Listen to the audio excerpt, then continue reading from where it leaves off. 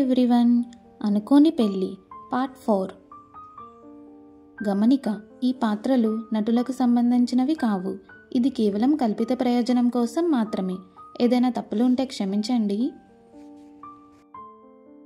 రాజ్ మెల్లగా తల ఊపుతూ, అన్నయ్యకి నీకు మధ్య సంబంధం నెమ్మదిగా మెరుగుపడేందుకు మేమందరం నీకు సాయం చేస్తాం వదినా అని చెప్పాడు. ఆ మాటల్లో ఉన్న నిజాయితీ, నమ్మకం కొద్దిగా ఆశను కలిగించాయి మాన్వీకు. మాన్వి వారికి చిరునవ్వు ఇచ్చింది. చిన్నగా, బలహీనమైనది, కానీ హృదయంతో నిండినది. నిజంగా ధన్యవాదాలు అని మాన్వి మృదువుగా చెప్పింది. అక్కడితో రియా అకస్మాత్తుగా చేతులు విప్పి గ్రూప్ హగ్ అని పిలిచింది. నవ్వులు చిందిస్తూ అందరూ మాన్వీను చుట్టుముట్టి ఒక పెద్ద హగ్లోకి తీసుకుంటారు. కొన్ని క్షణాల పాటు మాన్వికి ఇదే కుటుంబమని అనిపించింది.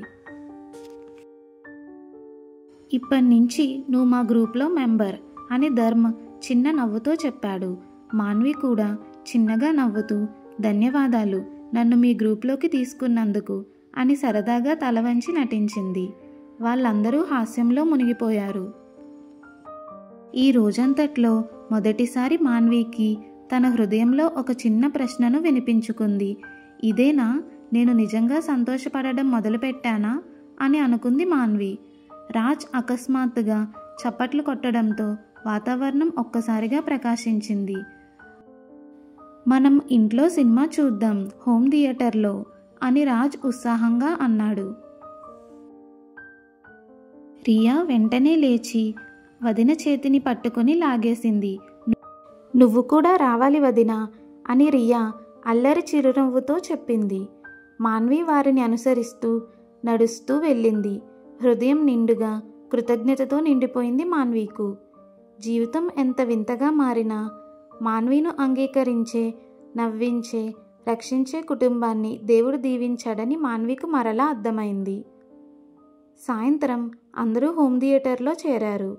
మూవీ నవ్వులు, టీజులు, మధ్య మధ్యలో చేసుకునే చిన్న పెద్ద కథలు మాన్వీకు చాలా కాలం తర్వాత నిజమైన ఇల్లు అనిపించింది. రేయాన్ష్ ఆఫీసులో కాన్ఫరెన్స్ రూమ్లో రేయాన్ష్ యదువంశీ కూర్చున్నాడు. టేబుల్ చుట్టూ కూర్చున్న క్లయింట్లు మొఖాల్లో నకిలీ విశ్వాసం, లోపల మాత్రం దాగి ఉన్న ద్రోహం ఇవన్నీ అతనికి స్పష్టంగా కనిపిస్తున్నాయి.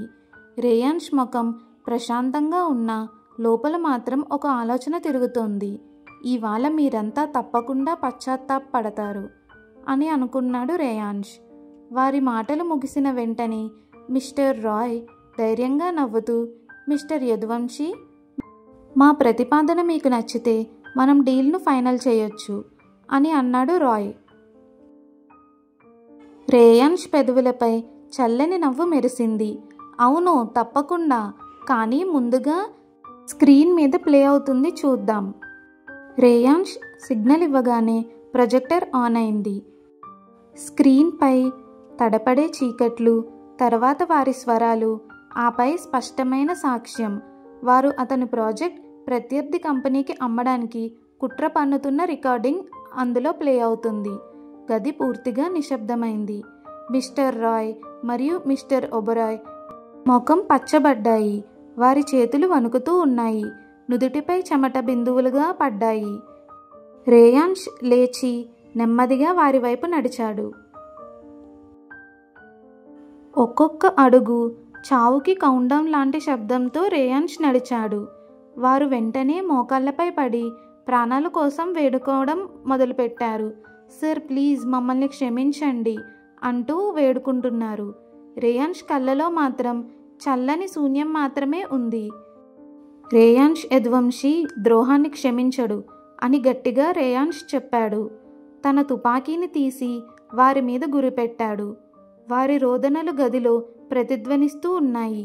కొన్ని క్షణాల తర్వాత రేయాన్ష్ ఒక చల్లని నవ్వుతో తుపాకీని కిందకి దించాడు. సరే, క్షమించాను అన్నాడు రేయాన్ష్.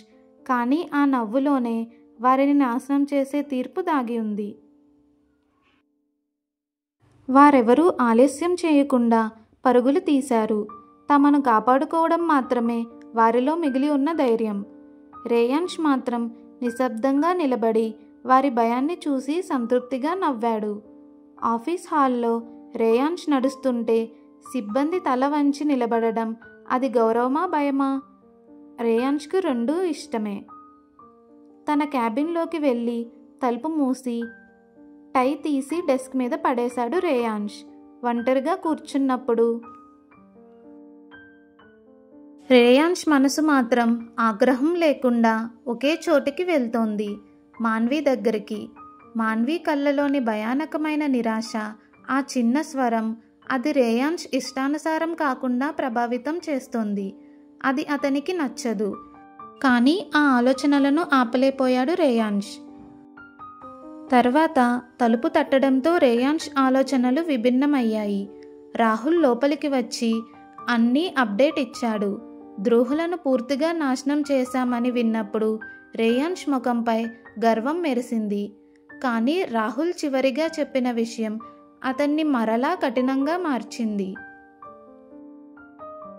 సార్, మీ వధువు ఎవరో మీడియా తెలుసుకోవాలని అనుకుంటుంది. జనం ఒత్తిడి చేస్తున్నారు. చాలామంది వధువు మార్చారని అనుకుంటున్నారు. రేయాన్ష్ కోపంతో దవడ బిగిసిపోయింది. అది మాన్వి ముఖం మళ్ళీ ముందుకొచ్చిన క్షణం. దాన్ని నువ్వే హ్యాండిల్ చేయి అని రేయాన్ష్ స్వరం మరింత చల్లగా మారింది.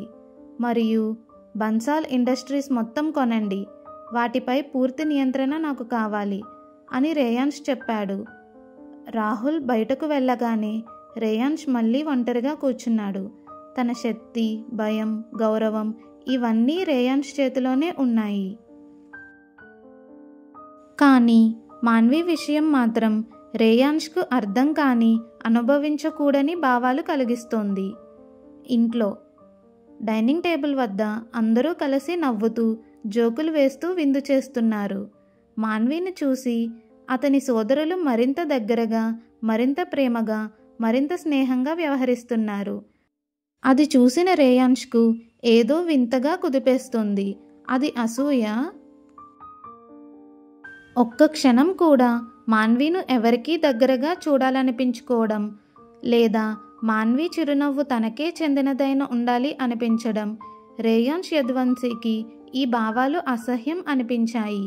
కానీ రేయాన్ష్ వాటిని ఆపలేకపోయాడు. మాన్వి చేసిన పని వాళ్ళు అంత తేలికగా ఎలా అంగీకరిస్తున్నారు? రేయాన్ష్ మనసులో ఈ ఒక్క ప్రశ్న మాత్రమే తిరుగుతూనే ఉంది. మాన్వి ఏం చేసిందో ఎందుకు ఎవరూ ఆ విషయాన్ని గుర్తు చేసుకోరు? ఎందుకు ఎవరూ ప్రశ్నించరు అని రేయాన్ష్ ఆలోచనలు తిరుగుతూ ఉన్నాయి. బేటా రేయాన్ష్ అని రేయాన్ష్ తండ్రి స్వరం అతని ఆలోచనల నుంచి బయటకు తెచ్చింది. రేయాన్ష్ నెమ్మదిగా అతని తండ్రి వైపు తిరిగాడు. మీ వివాహం ఏ పరిస్థితుల్లో జరిగిందో మాకు తెలుసు అని రేయాన్ష్ తండ్రి ప్రశాంతంగా కానీ దృఢంగా ప్రారంభించాడు. ఇది మీ ఇద్దరికీ సులభం కాదు అని కూడా మాకు తెలుసు. కానీ మేమంతా నీ కుటుంబం, నీకు మరియు మాన్వీకు గతం వదిలి ముందుకు సాగాలని మాత్రమే కోరుకుంటున్నాము అని అన్నారు రేయాన్ష్ తండ్రి. రేయాన్ష్ కళ్ళల్లో నమ్మలేని ఆశ్చర్యం మెరుస్తుంది. వారు ఇలా మాన్వీను అంగీకరిస్తారా? నిజంగానా అని అనుకున్నాడు రేయాన్ష్.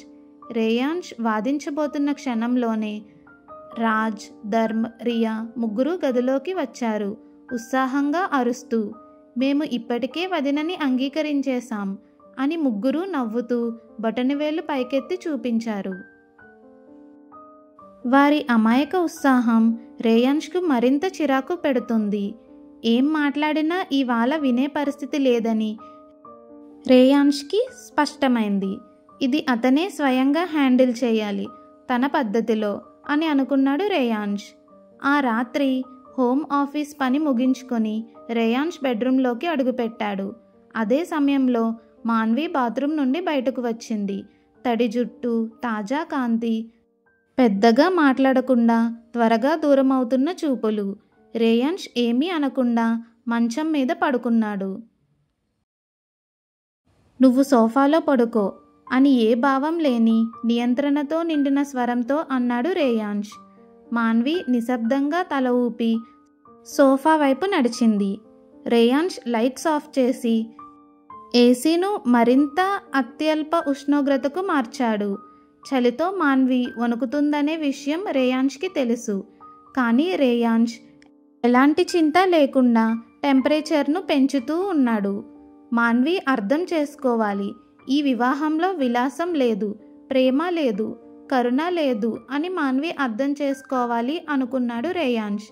సోఫా మీద చిన్న శరీరం చలికి వంగిపోతూ ఉండడం రేయాన్ష్ దృష్టికి వచ్చింది. ఆ ఆలోచన లోపల ఒక చిన్న చీకటి భాగం సంతృప్తి చెందింది.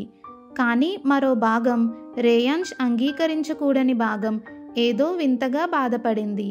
రేయాన్ష్ ఆ భావాన్ని అంగీకరించలేదు. అలా ఉండకూడదని తన మీద తానే కోపడ్డాడు Reyansh. Next part continues. Reyansh మరియు మాన్వి అనుకోని పెళ్లి గురించి తెలుసుకోవడానికి లైక్ చేసి, షేర్ చేసి, సబ్స్క్రైబ్ చేయండి. Thanks for watching.